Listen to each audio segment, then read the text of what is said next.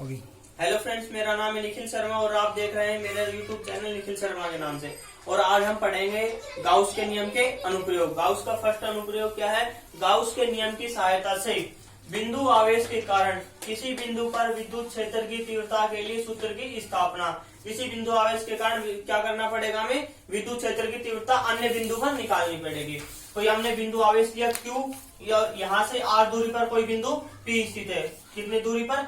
R दूरी पर कोई बिंदु P स्थित है। उसके ऊपर हमें क्या करना है? विद्युत क्षेत्र की तीव्रता का मान ज्ञात करना है।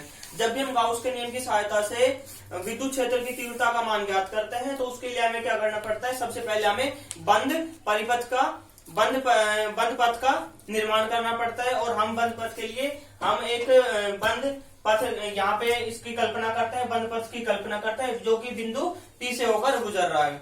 यहाँ पे एक बंद पथ की कल्पना, बंद परिपथ की कल्पना की जो कि कहाँ से होकर गुजर रहा है? बिंदु P से होकर गुजर रहा है।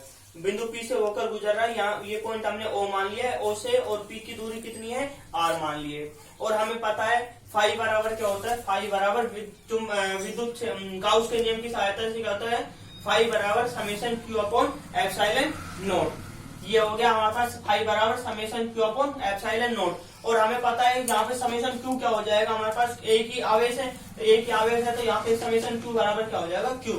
तो यहाँ पे क्या इक्वेशन क्या बन जाएगा? Q बराबर चलो समेशन Q बराबर Q, क्योंकि हमें पता है हमारे पास कितना समेशन Q मतलब समेशन क्या होता है? जितने भी हमारे पास आवेश हैं उनका सबका योग। तो हमें पता है कि हमारे पास कितना एक ही आवेश है प्लस Q आवेश है, तो उसके समेशन Q क्या हो जाएगा? Q हो जाएगा।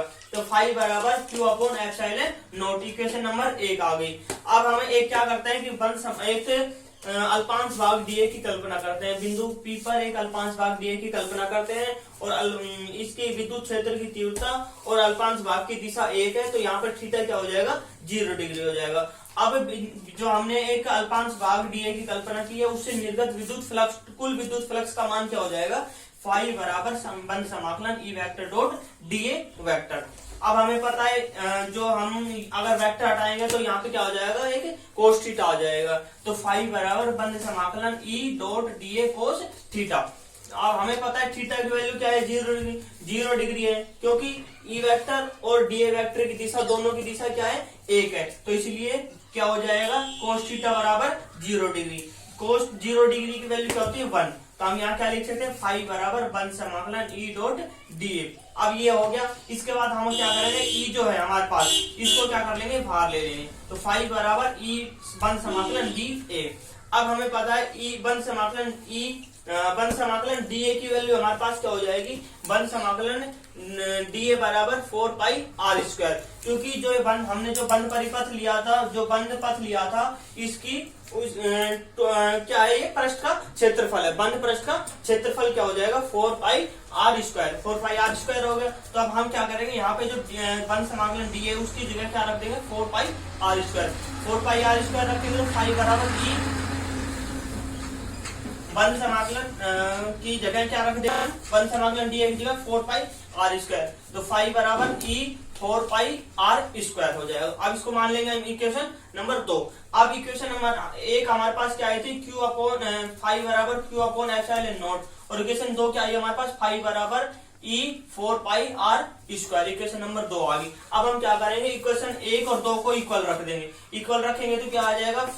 Q अपॉन एप्सिलॉन नॉट बराबर ई 4 पाई आर स्क्वायर। अब हमें क्या करना है? हमें क्या निकालना है? ई की वैल्यू, विद्युत क्षेत्र की तीव्रता का मान ज्ञात करना था हमें। तो हम क्या करेंगे? ई को यहीं रहने देंगे और ये इसको नीचे ले आएंगे। तो ई बराबर Q upon epsilon naught 4 pi R square. हमारे पास ई की वैल्यू क्या आ गई? Q upon epsilon naught 4 pi R square. अब हमें पता है कि 1 अपॉन 4 पाई एप्सिलॉन नॉट की वैल्यू हमारे पास क्या है? K। 1 upon 4 pi epsilon naught को क्या लिख सकते हैं हम? K। ये क्या है? एक नियतांक है। ठीक है। तो E बराबर क्या हो जाएगा? K Q upon R square. और जो हमारे पास ये इक्वेशन नंबर 3 आई है, इक्वेशन नंबर 3 आई है, यही क्या है? बिंदु P पर विद्युत क्षेत्र की तीव्रता का मान। जब भी हम किसी बिंदु आवेश के कारण हम बिंदु P पर अगर विद्युत क्षेत्र की तीव्रता का मान ज्ञात करना है तो हम इस समीकरण से हमें विद्युत क्षेत्र की तीव्रता का मान ज्ञात करेंगे। हमारे पास विद्युत क्षेत्र की तीव्रता बिंदु P पर है। अब यहाँ पे प्लस क्यू और माइनस क्यू दोनों आ सकते हैं। यहाँ पे हम लिख सकते हैं प्लस क्यू और माइनस क्यू। ये प्लस क्यू और minus Q, plus minus Q आ सकते हैं जब हमारे पास अगर आवेशित कण है, आवेशित कण अगर वो धनावेशित होगा तो यहाँ पर आएगा प्लस, और अगर आवेशित कण जो है माइनस का है तो यहाँ पे ऋणावेशित है तो वो क्या आ जाएगा यहाँ पे माइनस। तो क्या लिख सकते हैं, ई बराबर प्लस माइनस के क्यू अपॉन आर स्क्वायर। लेकिन अभी हमने क्या लिया है, यहाँ पे प्लस आवेश लिया है, तो प्लस आवेश लिया है तो यहाँ पे क्या आ जाएगा, ये ई बराबर प्लस के क्यू अपॉन आर स्क्वायर। और यही क्या है, विद्युत क्षेत्र की तीव्रता का मान बिंदु P पर। ओके।